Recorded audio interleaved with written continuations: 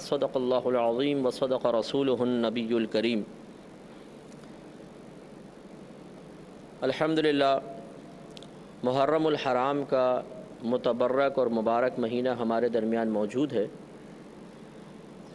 نواسۂ رسول سید الشہداء امام حسین رضی اللہ تعالی عنہ کی شہادت کے علاوہ بھی یہ مہینہ بڑی فضیلت اور برکت رکھتا ہے، یعنی اس واقعے سے تو اس کو نسبت ہے ہی، لیکن یہ مہینہ بہت ہی عظمت والا مہینہ ہے، اور یہ اتنی عظمت والا مہینہ ہے کہ کفار بھی حالت کفر میں اس مہینے کی تعظیم کیا کرتے تھے، لیکن نواسۂ رسول صلی اللہ علیہ وسلم ورضی اللہ تعالی عنہ کے وصال کے بعد، شہادت کے بعد، خاص طور پہ محرم کو شہدائے کربلا کی حیثیت سے، ان کی نسبت سے زیادہ جانا شروع ہو گیا، اور یہ واقعات تسلسل سے سینہ بسینہ منتقل ہوتے رہے، مورخین نے لکھے ہیں اور بیان ہوتے رہتے ہیں۔ آج انشاءاللہ آپ کی خدمت میں امام حسین رضی اللہ تعالی عنہ کی شہادت کے محرکات اور واقع شہادت کو مستند روایات کی روشنی میں آپ کی خدمت میں عرض کروں گا، اور ہمارے بچوں کو، ینگ جنریشن کو خاص طور پہ معلوم ہونا چاہیے کہ آخر یہ کیا معرکہ تھا، کیا وجوہات تھیں، کس وجہ سے امام حسین رضی اللہ تعالی عنہ نے اپنے پورے خاندان کو قربان فرمایا، اس کے پیچھے کون کون سی حکمتیں، کون کون سی ایسی وجوہات تھیں جس کی بنا پر آپ نے سب کچھ چھوڑ کر میدان کربلا میں تشریف لانا منظور فرمایا۔ اس سن 60 ہجری میں امیر معاویہ رضی اللہ تعالی عنہ کا وصال ہوا تو ولی عہد کے طور پر یزید تخت نشین ہوا، اور اس میں مورخین کا بالکل اتفاق ہے، کسی نے اس میں انکار نہیں کیا کہ وہ فسق و فجور میں بہت زیادہ معروف تھا، شراب پینا، عورتوں کی طرف میلان اور کچھ اور گناہ جن میں وہ مشغول تھا، یہ بڑے معروف تھے۔ جب یہ ولی عہد بنا، اس نے تخت سنبھالا، تو اسے سب سے بڑا خطرہ جو اس وقت 3 شخصیات بڑی تھیں، ایک بلکہ 4 کہہ لیں کہ ایک امام حسین رضی اللہ تعالی عنہ، یہ سب سے اہم شخصیت تھی، دوسرے ابن عباس، تیسرے عبداللہ بن زبیر، اور چوتھے عبد الرحمن بن ابو بکر۔ یہ 4 شخصیات ایسی تھیں جو مدینہ منورہ میں تھیں، اور اس کو خوف تھا کہ اگر ان 4 نے میری فوری طور پہ بیعت، پھر یہ ہو سکتا ہے کبھی بھی لوگ ان کی بیعت کر لیں اور میرا یہ تمام معاملہ کھٹائی میں پڑ جائے اور میری حکومت ہاتھ سے جاتی رہے۔ لہٰذا اس نے ولید بن عقبہ جو اس وقت مدینہ کا گورنر تھا، اس کو پیغام بھیجا، اطلاع بھیجی کہ والد کا انتقال ہو گیا اور میں ولی عہد بن چکا ہوں، اور تم فوراً سے پیشتر ان نفوس قدسیہ سے میری بیعت لو اور ان کو کہیں نکلنے مت دینا۔ اس نے فوراً ان نفوس قدسیہ کے پاس پیغام پہنچایا کہ میں آپ سے ضروری بات کرنا چاہتا ہوں۔ تو حضرت عبداللہ بن زبیر رضی اللہ تعالی عنہما تو معاملہ فوراً ہی سمجھ گئے تھے، آپ مکۃ المکرمہ کی طرف ہجرت فرما گئے، لیکن حضرت امام حسین رضی اللہ تعالی عنہما نے اس کے پاس جانے کا فیصلہ کیا تو آپ کو کہا گیا کہ آپ تھوڑا سا احتیاط سے جائیے، ایسا نہ ہو کہ نقصان پہنچائے۔ آپ نے فرمایا کہ مجھے کچھ بھی نہیں کر سکتا۔ آپ گئے اور اس نے آپ کی حسب توقع یزید کی بیعت کی دعوت دی۔ آپ نے ایک دن سوچنے کا ٹائم لیا اور آپ واپس تشریف لائے، اور ہم مشاورت سے یہی بات طے پائی کہ اس فاسق و فاجر کی اطاعت، اس کی بیعت کرنا قطعاً مناسب نہیں ہے، لہذا یہ خاندان رسالت آج رات ہی مکۃ المکرمہ کی طرف ہجرت کر جائے گا۔ لہذا جب سب سو گئے تو تہجد کے وقت میں، جو خاص ہم تہجد کا وقت کہتے ہیں، سحر کا ٹائم تھا، اس میں یہ خاندان رسالت یہ تو ساری رات جاگی رہے، اور اس وقت انہوں نے خاص طور پہ کوچ کا پروگرام بنایا۔ امام حسین رضی اللہ تعالی عنہما سرکار کی بارگاہ میں حاضر ہوئے، روزہ اطہر پر حاضر ہوئے، اور اجازت طلب کی کہ نانا جان ساری صورتحال آپ کے سامنے ہے اور اب مجھے مکۃ المکرمہ کی طرف جانا ہے، آپ مجھے اجازت مرحمت فرمائیں، اور اشک بار آنسو آنکھوں کے ساتھ آپ مکے کی طرف روانہ ہو گئے، اور راتوں رات آپ مکے میں پہنچے۔ جب آپ وہاں پہنچ گئے تو یزید نے مکے پر اپنا ایک لشکر بھیجا تاکہ ابن زبیر رضی اللہ تعالیٰ عنہ کو اور امام حسین کا ساتھ کچھ معاملہ کیا جائے اور ان کو گرفتار کیا جائے۔ وہاں معرکہ ہوا، عبداللہ ابن زبیر نے اس جنگ میں باقاعدہ حصہ لیا، لیکن امام حسین رضی اللہ تعالیٰ عنہ اس میں ابھی ایک طرف رہے اور یزیدی لشکر کو شکست ہوئی اور یہ واپس چلا گیا۔ تو اب یہ اس سے جو مکے کے لوگ تھے ان کا اور حوصلہ افزائی ہوئی یزید کے خلاف، اور یزید کی پریشانیوں میں اضافہ ہوا۔ دوسری طرف امام حسین رضی اللہ تعالیٰ عنہما کے پاس کوفہ سے بہت سارے خطوط آئے کوفیوں کے کہ آپ یہ یزید فاسق ہے، فاجر ہے، اور یہ اس وقت زبردستی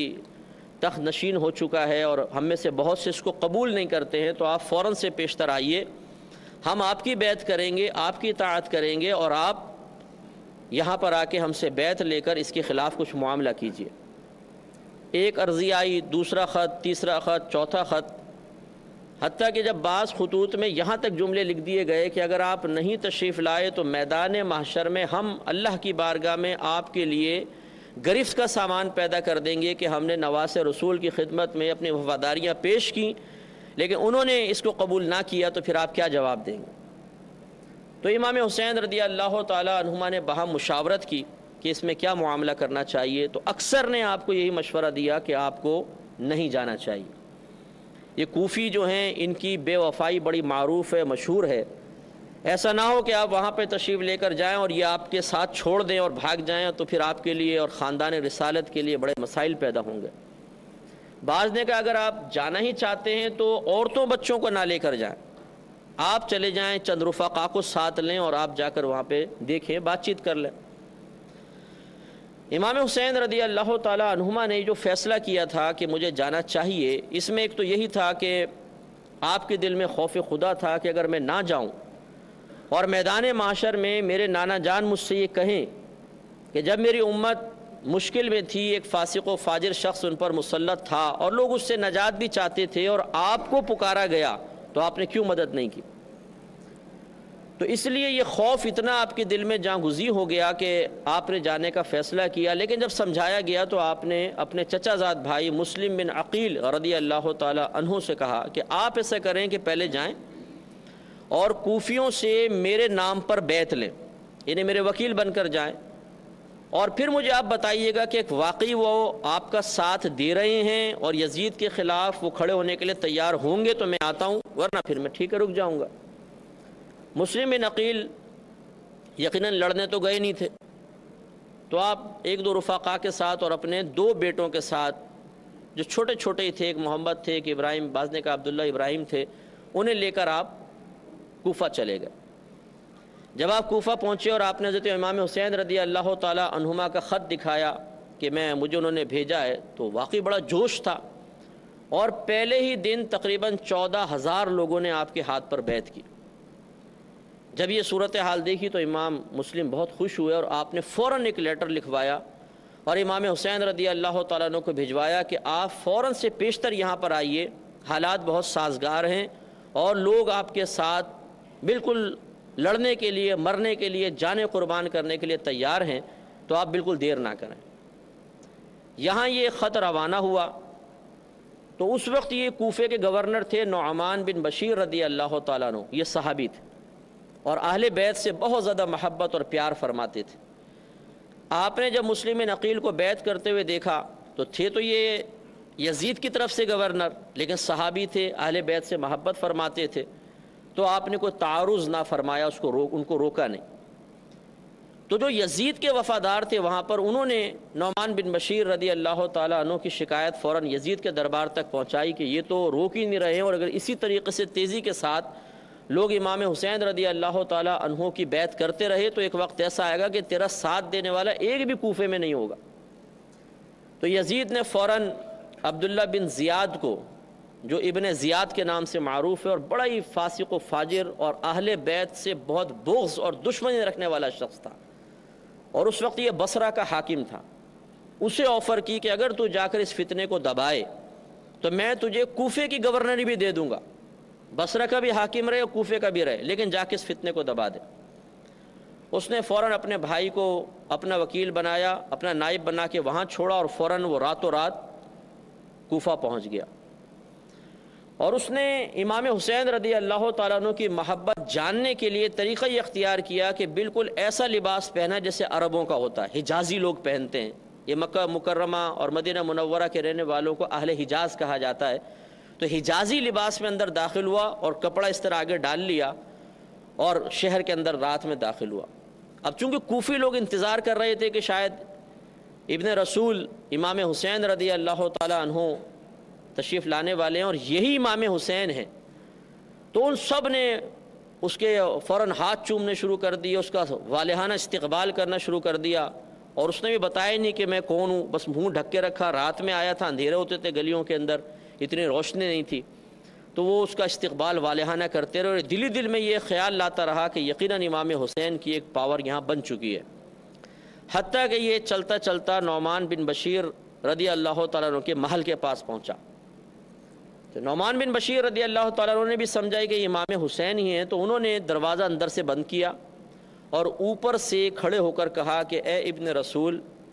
میری محبت آپ کے ساتھ ہے، میں اہل بیت سے محبت کرتا ہوں، لیکن میں کوفیوں کو جانتا ہوں، اگر آپ یہاں قیام فرمائیں گے تو کوئی بعید نہیں کہ کچھ دیر بعد ہی آپ کا ساتھ چھوڑ دے تو آپ کے لیے نقصان کا باعث ہوگا، تو میرا مشورہ یہ ہے کہ آپ فوراً واپس سے لے جائیں۔ اب نیچے ابن زیاد اس نے کپڑا ہٹا دیا اور کہا کہ دروازہ کھولو فوراً، مجھے یزید نے بھیجا۔ یزید کا لیٹر دکھایا، نعمان بن بشیر رضی اللہ تعالیٰ عنہ کو فوراً معزول کیا، اور اس نے فوراً مسلم بن عقیل رضی اللہ تعالیٰ عنہ کی گرفتاری کے وارنٹ جاری کر دی۔ مسلم بن عقیل رضی اللہ تعالیٰ عنہ ایک امیر شخص تھے، ہانی ان کا نام تھا، ان کے ہاں ٹھہرے ہوئے، ہانی بن عروہ ان کے ہاں ٹھہرے ہوئے تھے، تو اس نے کسی بڑی ترکیب کے ساتھ، کیونکہ وقت بھی کم ہے تو میں قلیل تھوڑا سا واقعہ کر کے عرض کرتا ہوں کہ کسی طریقے سے اس نے تصدیق کروائی کہ واقعی مسلم بن عقیل وہاں ہیں، اور پھر اس نے اپنے آدمی بھیج کر آپ کو گرفتار کروایا۔ ویسے تو آپ گرفتار نہ ہوئے، جب یزیدی آئے تو آپ نے بڑا مقابلہ کیا، تو اس نے دوسری چال یہ چلی کہ یہ پیغام بھجوایا کہ اگر آپ میرے ساتھ بیٹھ کر آرام سے گفتگو کریں گے تو اس سے کوئی نہ کوئی حل نکل آئے گا، تو آپ ہم سے جنگ نہ کریں، کیونکہ خاندان رسالت سے مقابلہ کرنا یہ عام لوگوں کے بس کی بات نہیں تھی۔ وہ ایسے خاندان کے تربیت یافتہ تھے کہ جو ان کے سامنے آتا تھا دشمن تو اس کو ایسے کاٹ کے رکھ دیتے تھے جیسے گاجر اور مولی کو کاٹ دیتے۔ مسلم بن عقیل رضی اللہ تعالیٰ عنہ چونکہ ایک مومن ہے، اور مومن بڑا سادہ لو ہوتا ہے، سادہ دل والا ہوتا ہے، آپ نے اس کے پیغام کو امن کا پیغام سمجھتے ہوئے قبول فرمایا اور آپ تشریف لے گئے، اور جانے سے پہلے اپنے دونوں بچوں کو وہاں کے قاضی تھے، قاضی شرح، ان کے پاس رکھوا دیا اور آپ تشریف لے گئے۔ اس نے اپنے محل کے دروازوں کے پیچھے آدمی کھڑے کیے ہوئے تھے، جیسے ہی آپ داخل ہوئے انہوں نے اچانک وار کیا اور مسلم بن عقیل رضی اللہ تعالیٰ عنہ کو شہید کر دیا۔ گلشن فاطمہ کے تھے سارے گلاب ریت پر۔ اہل بیت اور درود پاک۔ حضرت ابو حمید سعدی رضی اللہ عنہ بیان کرتے ہیں کہ صحابہ کرام نے عرض کی، یا رسول اللہ صلی اللہ علیہ وآلہ وسلم، ہم آپ پر درود کیسے بھیجیں؟ تو آپ صلی اللہ علیہ وآلہ وسلم نے ارشاد فرمایا، یوں کہو، اے اللہ درود بھیج محمد صلی اللہ علیہ وآلہ وسلم اور آپ کی ازواج مطہرات اور آپ کی ذریت طاہرہ پر، جیسا کہ تو نے درود بھیجا حضرت ابراہیم علیہ السلام کی آل پر، اور برکت عطا فرما محمد صلی اللہ علیہ وآلہ وسلم کو اور آپ کی ازواج مطہرات کو اور آپ کی ذریت۔ بے دردی سے ان کی گردنیں کاٹ دی گئی۔ اور یہ روایت میں آتا ہے کہ جب حضرت مسلم بن عقیل رضی اللہ تعالیٰ عنہ اس کے ابن زیاد سے ملنے کے لیے جا رہے تھے، اس وقت ایک روایت کے مطابق کم و بیش 40,000 کوفیوں نے آپ سے بیعت کر لی تھی، 40,000 نے۔ لیکن جب آپ چلے تو ابن زیاد کا اتنا خوف تھا، اور ایک روایت کے مطابق اس نے ایک واز کیا کہ اگر کسی نے مسلم بن عقیل کا ساتھ دیا تو تم جانتے ہو کہ آل بیت سے میری اور میرے باپ کی دشمنی کتنی شدید تھی، اور میرے باپ نے بصرہ میں آل بیت سے محبت کرنے والے کسی کو نہیں چھوڑا تھا، تو تمہاری عورتیں بھی بیوہ ہو جائیں گی، تمہارے بچے یتیم ہو جائیں گے، اور تمہاری گردنیں کاٹ کے تمہارے سروں کو کوفے کے چوک میں لٹکایا جائے گا۔ تو لوگ گھبرا گئے، ڈر گئے، خوف زدہ ہو گئے۔ جب مسلم نقیل چلے تو آپ کے ساتھ صرف اس وقت 1200 آدمی تھے، اور جب آپ نے مسجد میں آ کے نماز پڑھی تو آپ کی جماعت میں 500 آدمی تھے، اور جب آپ نے سلام پھیرا تو آپ کے پیچھے ایک بھی نہیں تھا، سارے کے سارے آپ کے پاس سے بھاگ گئے۔ اسی لیے کہا جاتا ہے کوفی لا یوفی، کہ کوفی وفا نہیں کرتا، یہ سب کے سب بھاگ گئے اور آپ اکیلے گئے اور مقام شہادت حاصل کیا۔ جب مسلم نقیل رضی اللہ تعالیٰ عنہ پہ وار ہوا اور آپ زمین پہ تشریف لائے تو اس وقت آپ کی زبان حق ترجمان سے نکلا کہ کاش کوئی میرے بھائی حسین کو یہ بتا دے کہ مجھے شہید کر دیا گیا۔ اب چونکہ امام حسین رضی اللہ تعالیٰ عنہ تک ابھی کوئی اطلاع پہنچی نہیں تھی، تو آپ کے پاس وہ لیٹر پہنچا مسلم نقیل رضی اللہ تعالیٰ عنہ کو کہ آپ فوراً تشریف لائیں، حالات بڑے سازگار ہیں۔ تو اب امام حسین رضی اللہ تعالیٰ عنہ کے پاس دو چیزیں تھیں، ایک عزیمت اور ایک رخصت۔ عزیمت کا مطلب تو یہ ہے، پہلے رخصت کا سمجھ لیں کہ بعض اوقات شرعی احکام اللہ تعالیٰ کی طرف سے بندوں کی طرف متوجہ ہوتے ہیں، لیکن اس میں رعایت کا پہلو ہوتا ہے، نرمی کا پہلو ہوتا ہے۔ اگر آدمی چاہے تو اس نرمی کو اختیار کر لے اور اس شرعی حکم سے وقتی طور پہ پیچھے ہو جائے، اس کو رخصت کہتے ہیں۔ جیسے کوئی شخص ہے کھڑے ہو کر نماز پڑھنے میں درد ہوتا ہے تو اجازت دے دی گئی بیٹھ کے پڑھ لو۔ اب اگر وہ بیٹھ کے نہ پڑھے کہ میں کھڑو کر پڑھوں گا تو ہم کہیں گے یہ عزیمت پر عمل ہے، اور اگر وہ بیٹھ کے پڑھ لے تو کہا جائے گا یہ رخصت پر عمل ہے۔ امام حسین رضی اللہ تعالیٰ عنہ کے پاس دو راستے تھے، ایک عزیمت کا جو مشقت والا تھا، آپ اگر نکلتے جا کے یزید سے مقابلہ بھی ہوتا، جنگ بھی ہوتی، سب کچھ ہوتا، اور ایک رخصت کا معاملہ تھا کہ یزیدی لشکر بہت بڑے تھے، ان کے پاس طاقت تھی، ان کے پاس حکومت تھی، تو اس میں آدمی شہید بھی ہو سکتا ہے۔ تو امام حسین رضی اللہ تعالی عنہما نے خواص کا راستہ اختیار کیا، اور وہ وہی راستہ ہے کہ جب اللہ تعالیٰ کی راہ میں انسان نکلتا ہے تو پھر رخصت کو نہیں دیکھتا، وہ عزیمت کو دیکھتا ہے۔ تو لہٰذا اب اتمام حجت ہو چکا تھا، آپ کے پاس لیٹر آ چکے تھے، مسلم بن عقیل کی طرف سے تصدیق ہو چکی تھی کہ آپ تشریف لائیے، اور تقریباً 14,000 نے تو پہلے دن مجھ سے بیعت کی ہے، اور مجھے امید ہے کہ آپ تشریف لائیں گے تو پورا کوفہ آپ کے ساتھ ہوگا۔ آپ صرف 72 نفوس قدسیہ کے ساتھ اپنے گھر سے روانہ ہوئے۔ تو ایک تو یہ وجہ آپ کے سامنے آ گئی کہ امام حسین کوئی حکومت کے لالچ میں نہیں نکلے تھے۔ یہ تو ایک بالکل احمقانہ سی بات ہوگی کہ کوئی یہ کہے کہ امام حسین حکومت یا خلافت کے لالچ میں باہر نکلے تھے، اس لیے کہ یہ تو وہ شہزادے ہیں جن کے بارے میں نبی کریم صلی اللہ علیہ وسلم نے اپنی حیات طیبہ میں بشارت عطا فرمائی تھی کہ حسن و حسین جنتی نوجوانوں کے سردار ہیں۔ تو جن کو اللہ کے نبی جنت کے نوجوانوں کی سرداری اللہ کے حکم سے عطا فرما دے، وہ دنیاوی عارضی دولت اور حکومت کے لیے اپنے گھر سے باہر نکلے گا؟ اور پھر اگر آپ چاہتے تو ایک بڑا لشکر جرار جمع کر کے جا سکتے تھے، صرف 72 نفوس قدسیہ جن میں گھر کی خواتین بھی ہیں، انہیں لے کر آپ کوفہ پہنچ رہے ہیں، اور آپ نے سفر اختیار فرمایا۔ تو ایک تو یہ عزیمت پر عمل تھا، دوسرا احساس ذمہ داری تھی، تیسرا میں یہاں پر ایک بات عرض کرتا ہوں، اور جو اہم بات ہے اور ایک راز ہے اور اس کو ہمیں سمجھنا چاہیے، کہ جب ہم امام حسین رضی اللہ تعالی عنہما حالت بچپن میں تھے تو یہ معتبر کتب میں واقعہ لکھا ہوا ہے کہ ایک مرتبہ نبی کریم صلی اللہ علیہ وسلم نے ایک ران پر امام حسین کو اور ایک ران پہ اپنے بیٹے حضرت ابراہیم رضی اللہ تعالیٰ عنہ کو بٹھایا ہوا تھا۔ ابراہیم اس ٹائم چھوٹے سے تھے۔ تو سرکار فرماتے ہیں کہ میرے پاس جبریل امین آئے اور انہوں نے آ کے کہا کہ اللہ تعالیٰ آپ کو اختیار دیتا ہے کہ آپ یا تو اپنے نواسے کو اختیار کر لیں یا اپنے بیٹے کو، کوئی ایک دنیا سے ضرور جائے گا۔ تو میں نے اپنے بیٹے اپنے اس نواسے کو اختیار کیا، اور اپنے بیٹے کو میں نے کہا کہ میں نواسے کو اختیار کرتا ہوں، بیٹے کو چھوڑتا ہوں۔ تو ابراہیم کا کچھ عرصے بعد ابراہیم رضی اللہ تعالیٰ عنہ کا انتقال ہوا، لیکن ساتھ ساتھ سرکار نے فرمایا کہ میری امت میرے اس بیٹے کو بھی انتہائی بے دردی کے ساتھ شہید کرے گی۔ اور ام سلمہ رضی اللہ تعالی عنہا کو سرکار نے ایک مٹی دی اور کہا کہ یہ اپنے کسی شیشی وغیرہ میں ڈال لینا، جب یہ مٹی خون بن جائے تو سمجھ جانا کہ میرے اس بیٹے کو شہید کر دیا گیا۔ اور ابن عباس رضی اللہ تعالیٰ عنہما سے مروی آپ فرماتے ہیں کہ امام حسین رضی اللہ تعالیٰ عنہ کی شہادت، آپ کے واقعات آپ کی بچپن سے مشہور ہو گئے تھے. سرکار نے بشارت دے دی تھی کہ میرے اس بیٹے کو شہید کیا جائے گا. اور تہذیب و تہذیب اٹھا کے آپ پڑھ لیجئے، بڑی معتبر کتاب ہے، اس میں یہ لکھا ہے صراحتاً کہ نبی کریم صلی اللہ علیہ وسلم نے ارشاد فرمایا کہ ایک وقت آئے گا کہ میرے اس بیٹے کو قریش کے آوارہ گرد نوجوان شہید کریں گے. اور یہی ہوا. سن 60 سن ہجری میں یہ یزید حاکم بنا ہے. سن 61 سن ہجری جب آیا ہے، 1 سال تقریباً اس میں نکلا کہ آپ مدینے سے مکے آئے، پھر 6-7 مہینے وہاں ٹھہرے. سن 61 ہجری کا مطلب سن 60 ہجری کا اختتام تھا اور 61 ہجری کی ابتدا تھی سمجھ لو. تو ذوالحجہ کا مہینہ تھا. 3 ذوالحجہ کو امام حسین رضی اللہ تعالیٰ عنہما اپنے گھر سے نکلے ہیں. تو اب راز یہی ہے کہ آپ کو تو بچپن سے ہی بتا دیا گیا تھا کہ آپ کو شہید ہونا ہے. حتیٰ کہ امام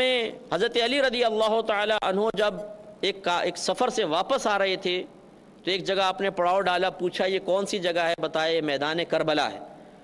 تو آپ رونے لگے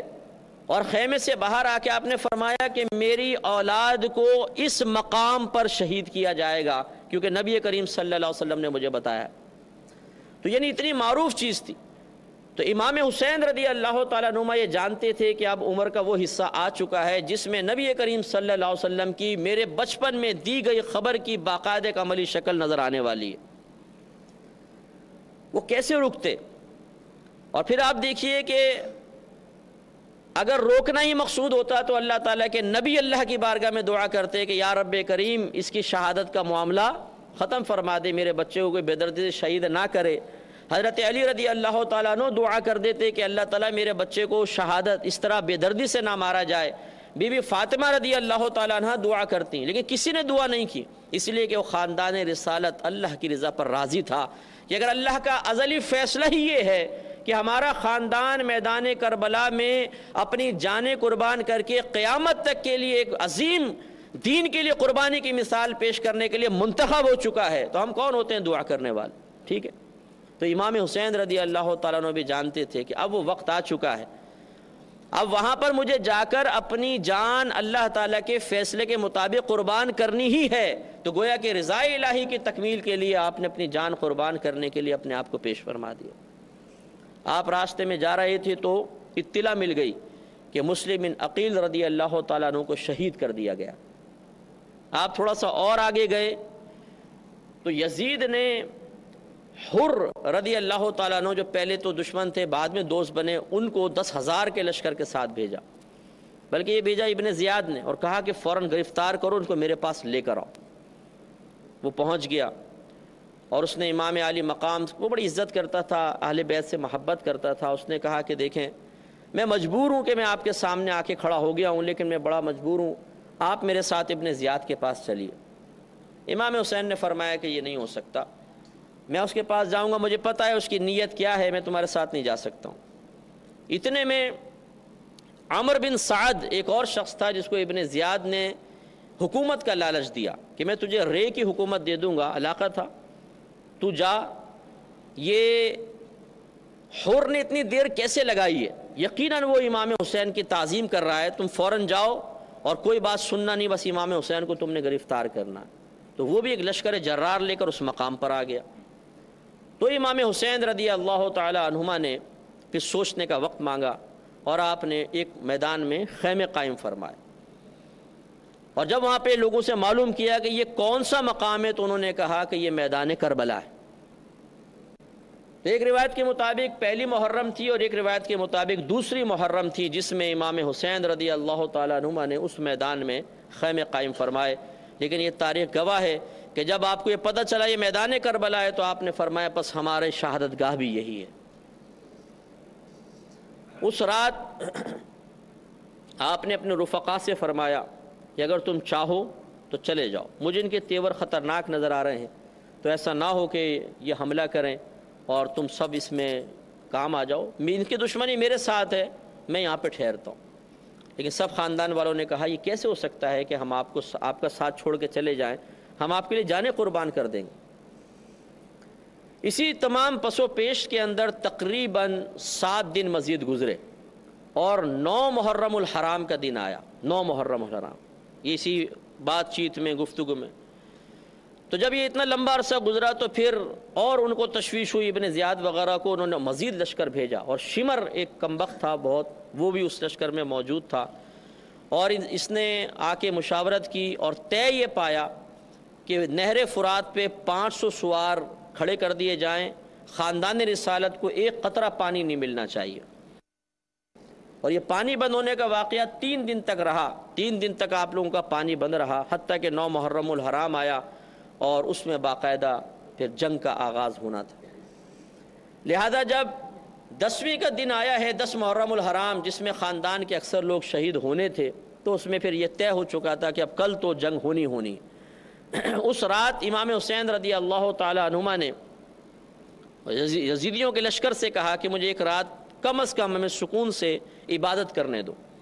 اس میں رات پہ حملہ نہ کرنا، اور میں چاہتا ہوں کہ میں اپنے رب سے مناجات کروں. ان کے دل میں خیال آیا کہ ٹھیک ہے آپ کریں. وہ پوری رات آپ نے اللہ سے مناجات کرتے ہوئے عبادت کرتے ہوئے گزاری. اور رات میں پھر اپنے خاندان والوں سے خطاب فرمایا کہ دیکھو ابھی بھی موقع ہے، اگر تم چاہو تو 2 کر کے ادھر ادھر نکل جاؤ. رات کا اندھیرا ہے، تمہیں کوئی نہیں پکڑے گا. قریبی گاؤں میں جانا اور وہاں سے اپنے گھروں کو چلے جانا. تم مجھے یہاں پہ اکیلا چھوڑ دو. کسی نے بھی جانے کا اقرار نہ کیا اور ہر ایک نے کہا کہ ہم دین کے نام پہ اپنی جانیں قربان کریں گے. لہذا جب صبح ہوئی اور مارکے کا آغاز ہوا تو پیر در پہ خاندان رسالت کے افراد شہید ہوتے چلے گئے. پہلے دیگر افراد جو محبت کرنے والے تھے، پھر خاندان رسالت، اور پھر خاص طور پر حضرت امام حسین رضی اللہ تعالی عنہما کے گھر والوں میں سے علی اکبر آگے بڑھے. علی اکبر جوان تھے ماشاءاللہ، بڑے خوبرو جوان تھے، اور ان کی مشابہت نبی کریم صلی اللہ علیہ وسلم سے بہت زیادہ تھی. بڑے خوبصورت نوجوان تھے. آپ گھوڑے پر بیٹھے، تلوار لگائی. پہلے امام حسین رضی اللہ تعالیٰ عنہ نے فرمایا کہ میں جاتا ہوں. کہا کہ نہیں بابا جان، جس کا بیٹا جوان ہو تو باپ کیوں جائے گا، میں جاتا ہوں. اس وقت حضرت امام حسین کی تاریخ کے مطابق جو تاریخ نگاروں نے لکھا ہے، عمر مبارکہ تھی 56 سال 5 ماہ 5 دن. اور وہ لکھتے ہیں کہ ایک بال بھی آپ کا سفید نہیں ہوا تھا، ایک بال بھی سفید نہیں تھا، ایسے خوبرو جوان نظر آتے تھے. بیٹا گیا اور جا کے حملہ کیا، اور زبردست حملہ کیا. ایسا حملہ کیا کہ جس طرف جاتے تھے صفے کے صفے الٹ دیتے تھے، اور کسی میں ہمت نہیں ہوتی تھی کہ سامنے آئے. جو سامنے آیا اس کو گاجر مولی کی طرح کاٹ دیا. تو اب یہ ابن زیاد اور یہ عمر بھی، یہ عروہ بن سعد، یہ سب بڑے پریشان ہوئے کہ کیا کریں. اب ابن زیاد تو خیر اپنے وہاں سے کمانڈ کر رہا تھا، کوفہ کے اندر بیٹھا ہوا تھا. یہاں شمر تھا اور عروہ یہ ابن سعد تھا. تو طے یہ ہوا کہ کہا کہ چاروں طرف سے حملہ کرو، اس کو گھیر لو. اس نوجوان کو اگر ایک ایک کر کے آتے رہے تو پورا لشکر بھی اگر آ جائے گا تو یہ قابو میں آنے والا نہیں. چاروں طرف سے حملہ ہوا. حضرت نے ایسا حملہ کیا کہ جتنے آتے تھے سب کو گاجر مولی کی طرح کاٹ دیا کرتے تھے. زبردست قسم کا معرکہ ہوا. لیکن 3 دن سے حلق میں ایک قطرہ پانی نہیں پہنچ رہا ہے، تو پیاس کی وجہ سے نڈھال ہو گئے اور واپس والد صاحب کے پاس آئے اور کہا کہ ابا جان اگر ایک گھونٹ پانی مل جائے تو پھر دیکھیں میں ان کے ساتھ کیا کرتا ہوں. تو امام حسین رضی اللہ تعالی عنہما نے ایک روایت کے مطابق اپنی انگوٹھی ان کے منہ میں رکھی تو سیرابی آ گئی، اور ایک روایت کے مطابق اپنی سوکھی زبان ان کے منہ میں رکھی تو ان کو تراوٹ حاصل ہو گئی. اور پھر آپ گئے اور پھر حملہ کیا. لیکن اب کی دفعہ ظالموں نے چاروں طرف سے تیر برسائے، بزدلوں نے پتھر مارے دور سے. اب اندازہ کریں کہ خاندان رسالت کا ایک چشم و چراغ جس کی شکل مبارکہ نبی کریم صلی اللہ علیہ وسلم سے ملتی ہوئی ہو، اور وہ نوجوان خوبرو نوجوان کھڑا ہو اور چاروں طرف سے پتھر مارے جا رہے ہوں اور تیر برسائے جا رہے ہوں، کتنا دردناک منظر ہوگا آپ اندازہ کریں. گلشن فاطمہ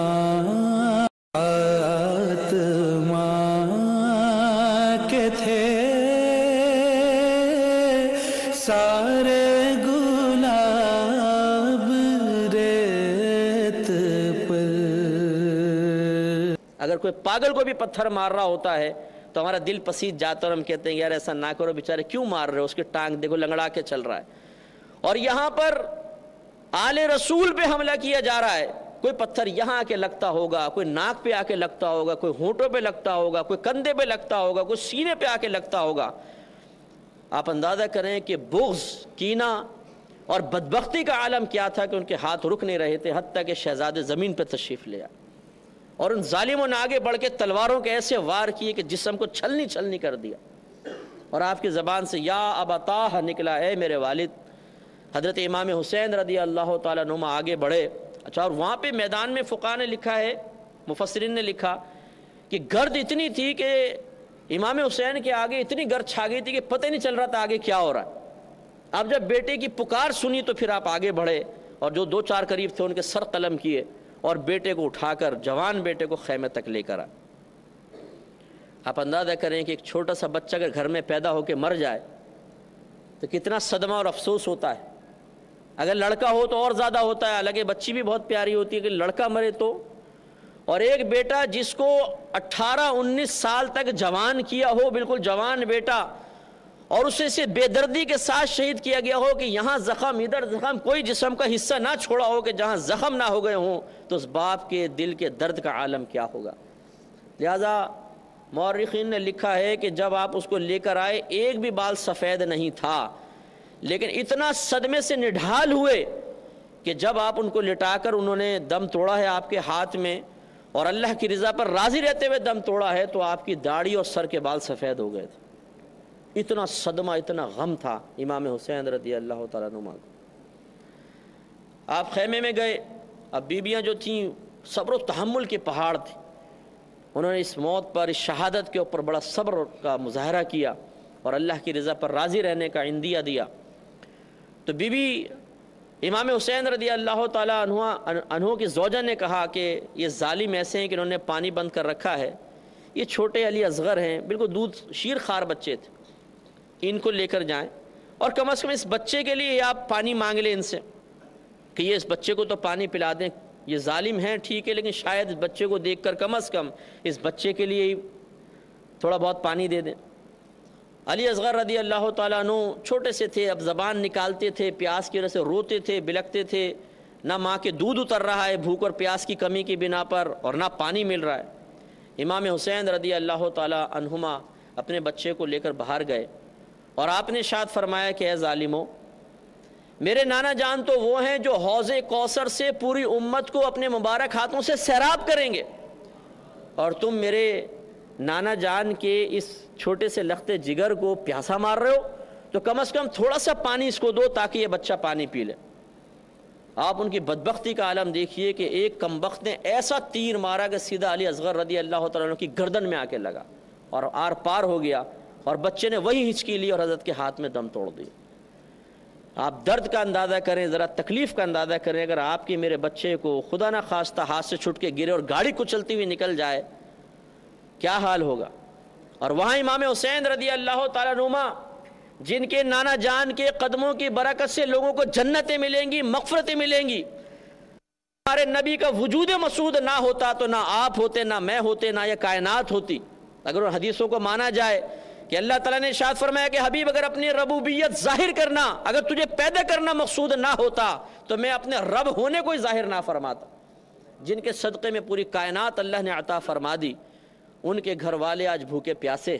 وہ نبی جن کی انگلیوں سے چشمے جاری ہوئے تو پورے پورے لشکر سیراب ہو گئے، آج ان کے گھر کے ایک چھوٹے سے بچے کو گلے میں تیر مار کر پیاسا مارا گیا۔ لیکن امام حسین رضی اللہ تعالیٰ عنہ کی زبان پہ شکوہ نہیں آیا، شکایت نہیں آئی، صبر کے پہاڑ رہے۔ بچے کو لا کے خیمے میں دکھایا، بچہ خاموش ہے، اضطراب نہیں ہے، بے قراری نہیں ہے، آرام سے لیٹا ہوا ہے۔ گھر کی بیویاں سمجھی کہ شاید بچے کو پانی دے دیا گیا ہے تو بڑے سکون سے سو گیا ہے، لیکن جب آ کر بتایا کہ اس کے تو گلے میں تیر مار دیا گیا ہے، تو آپ سوچئے کہ ان ماں کے قلب کا عالم کیا ہوگا، ان لوگوں کے دل کو کیسا تکلیف پہنچائی گئی ہے۔ آل رسول کو اس کا آپ اندازہ کریں کہ کس قدر وہ اذیت اور کرب میں ہوں گے۔ اس کے بعد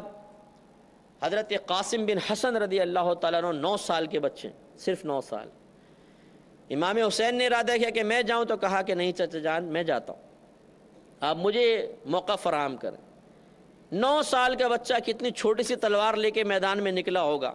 آدمی ویسے ہی بچوں کو دیکھ کے کہتا ہے کہ چھوڑو یار چھوٹا بچہ ہے، کیا ماریں اور کیا پیٹیں، لیکن ان ظالموں نے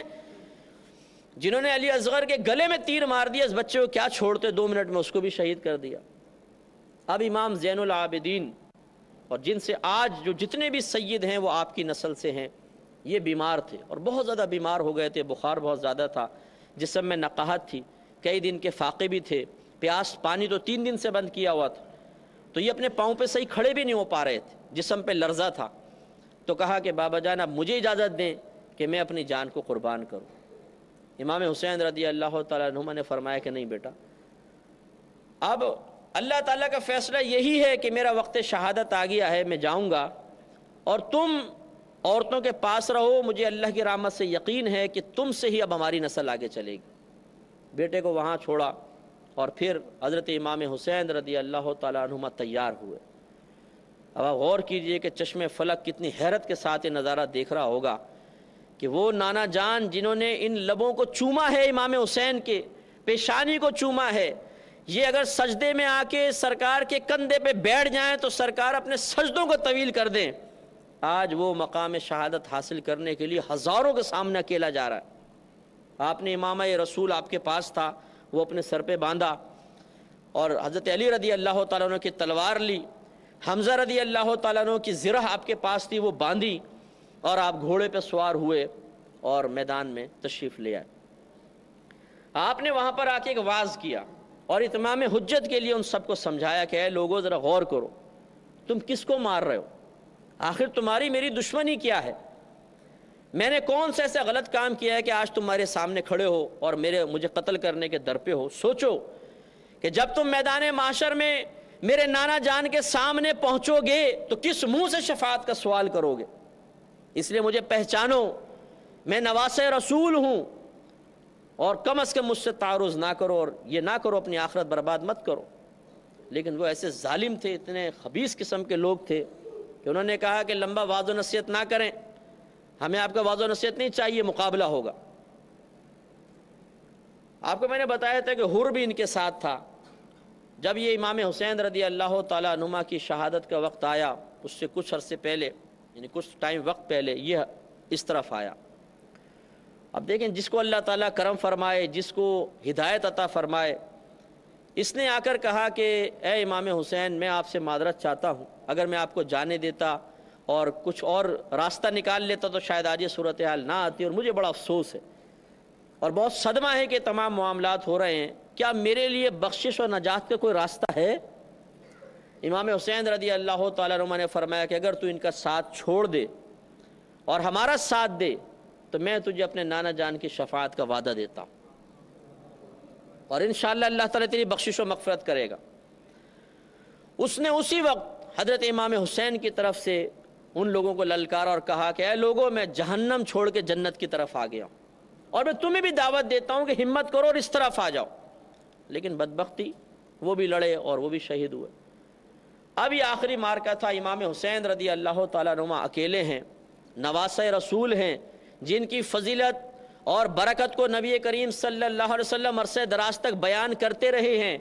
لوگ جن کی بارگاہ میں آ کے دعائیں کر کے اپنی حاجات پوری کرتے رہے ہیں، اللہ کی بارگاہ سے انعامات حاصل کرتے رہے ہیں۔ آج امام حسین تنہا کھڑے ہیں، اور یہ سارے کمبخت بدبخت سامنے کھڑے ہیں جنہوں نے عرضیاں دے دے کر، خط لکھ لکھ کر آپ کو بلایا، وہ بھی سامنے کھڑے ہیں، اور امام حسین نے یاد دلایا کہ تم نے مجھے خط نہیں لکھا تھا، تم نے نہیں لکھا تھا، تم نے نہیں لکھا تھا۔ وہ صاف انکاری ہو گیا، ہم نے کہاں لکھا تھا۔ ایک آگے بڑھا، اس نے کہا زیادہ وعظ و نصیحت کرنے کی ضرورت نہیں، تم بہت بڑے بنتے ہو، اب دیکھنا ہم تمہیں کیسے پیاسا مارتے ہیں۔ آپ نے فرمایا اللہ تجھے پیاسا مارے۔ کہتے ہیں کہ ایسی امام حسین کی یہ زبان سے نکلنے والے الفاظ تھے کہ اس کو سخت پیاس محسوس ہوئی، وہ پیچھے ہٹا، اور وہ مشکے کی مشکے پانی پی جاتا تھا، لیکن اس کی پیاس نہیں بجھتی تھی، حتیٰ کہ ایسی پیاس کی حالت میں ایڑیاں رگڑ رگڑ کے مر گیا۔ ایک دوسرا آگے بڑھا، معذاللہ ثم معذاللہ، بدتمیز تو بہت تھے، کہنے لگا کہ ان قریب تم جہنم کی آگ میں جلو گے۔ امام حسین رضی اللہ تعالیٰ عنہ نے فرمایا کہ میں نہیں، انشاءاللہ تو جلے گا۔ تو امام حسین کے خاندان والوں نے خندق کھودی تھی جس میں آگ لگائی ہوئی تھی، جیسے آپ نے فرمایا تو اس کو گھوڑا بدکا اور اس کو اپنے اوپر سے پھینکا، وہ گرا، اس کا پاؤں زین میں پھنس گیا اور وہ تیزی سے چلتا ہوا اس خندق کے اوپر سے گزرا، یہ خندق کے اندر گیا، گھوڑا آگے نکل گیا اور جل کے اسی وقت ہلاک ہو گیا۔ تو مورخین نے لکھا ہے کہ اللہ تعالیٰ کی عطا سے امام حسین رضی اللہ تعالیٰ عنہما کو مستجاب الدعوات بنایا گیا تھا۔ اگر آپ چاہتے اور ایک بد دعا دیتے پورا لشکر تباہ ہو جاتا، لیکن آپ جانتے تھے کہ اللہ تبارک و تعالیٰ نے اس میدان میں اس وقت میں میری شہادت لکھ دی ہے، تو پھر آپ نے اپنی شہادت کو ٹالنے کے لیے اور اس وقت سے باہر نکلنے کے لیے، اس مشکل سے باہر نکلنے کے لیے کوئی دعا نہیں کی اور اس لشکر کو تباہی کے لیے دعا نہ فرمائی۔ یہ اللہ کی رضا پر راضی رہنے کی ایک عظیم مثال ہے۔ اب وہی ہوا، پہلے ایک آیا اس کو مارا، دوسرا آیا اس کو مارا، تیسرا آیا اس کو مارا۔ خاندان رسالت کا شیر اکیلا ہزاروں کے سامنے کھڑا ہوا ہے، اور یہ عام بھیڑ بکریوں کے اندر اتنی طاقت اور ہمت نہیں ہے کہ خاندان رسالت کے شیر کو للکار سکے۔ اب ان بدبختوں نے کہا کہ بھئی ان کو تو حملہ کرنا اور ان کو زیر کرنا بڑا مشکل ہے، کیا کیا جائے؟ وہی طے پایا، پہلے چاروں طرف سے گھیر لو اور ان پہ وار کرو۔ چاروں طرف سے گھیرا گیا، حضرت گھوڑے پر ہیں، چاروں طرف سے گھیر لیا گیا۔ آپ وہ منظر ذرا ذہن میں لائیں کہ ہاتھوں میں بڑی بڑی تلواریں ہوں، آنکھوں میں نفرت کے جذبات ہوں، اور جسم پہ وار کر کے جسم کاٹنے کے لیے لوگ تیار ہوں۔ ایک عام آدمی ہو تو دہشت سے چیخنے لگ جائے گا، ہیبت کا عالم کیا ہوگا آپ سوچئے۔ ایک عام آدمی اکیلا اگر آپ کے سامنے چاقو لے کے آپ کو مارے تو آدمی کا مقابلہ کرنا بڑا مشکل ہو جاتا ہے۔ لیکن قربان جائیے امام حسین رضی اللہ تعالیٰ عنہ کی جرأت پر، شجاعت پر، بہادری پر، اور خاندان رسالت سے ملنے والے شجاعت کے اس فیض پر کہ آپ نے ان سے مقابلہ فرمایا اور ان کو سب کو تتر بتر کر دیا۔ طے یہی ہوا کہ ایسے قابو میں نہیں آئیں گے، ان پہ تیر برساؤ۔ دور سے کھڑے ہو کے کمبختوں نے چاروں طرف سے گھیر کے اتنے تیر مارے کہ جسم کا کوئی حصہ ایسا نہیں تھا جس میں تیر نہ لگا۔ اور حضرت گھوڑے سے زمین پہ تشریف لے آئے، بلڈ نکل رہا تھا، کوئی چہرے پہ لگا ہوا ہے، کوئی سینے پہ لگا ہوا ہے، کوئی ہاتھوں پہ تیر لگا ہوا ہے، عجیب صورت ہے۔ اور ان بدبختوں نے جیسی آپ تشریف لائے آگے بڑھ کے تلواروں سے وار کر کے آپ کو مکمل طور پہ شہید کر دیا۔ اور پھر ایک بدبخت نے آگے بڑھ کر ایک شمر کے بارے میں آتا ہے کہ شمر نے، اور ایک سنان بن انس کا نام آتا ہے کہ ان دونوں میں سے کسی ایک نے آگے بڑھ کر امام حسین کی گردن پہ ایسا وار کیا کہ سر مبارکہ علیحدہ کر دیا۔ اور یزید نے جو یہ حکم دیا اور ابن زیاد کو مقرر کیا، اس نے قیامت تک کے لیے اپنے چہرے کو سیاہ کر لیا، اور امام حسین رضی اللہ تعالیٰ عنہ نے اس دین کے لیے قربانی دیتے ہوئے ایک ظالم اور فاسق و فاجر کے سامنے سر اطاعت خم نہ کرتے ہوئے اپنے دین کو قیامت تک کے لیے زندہ کر لیا۔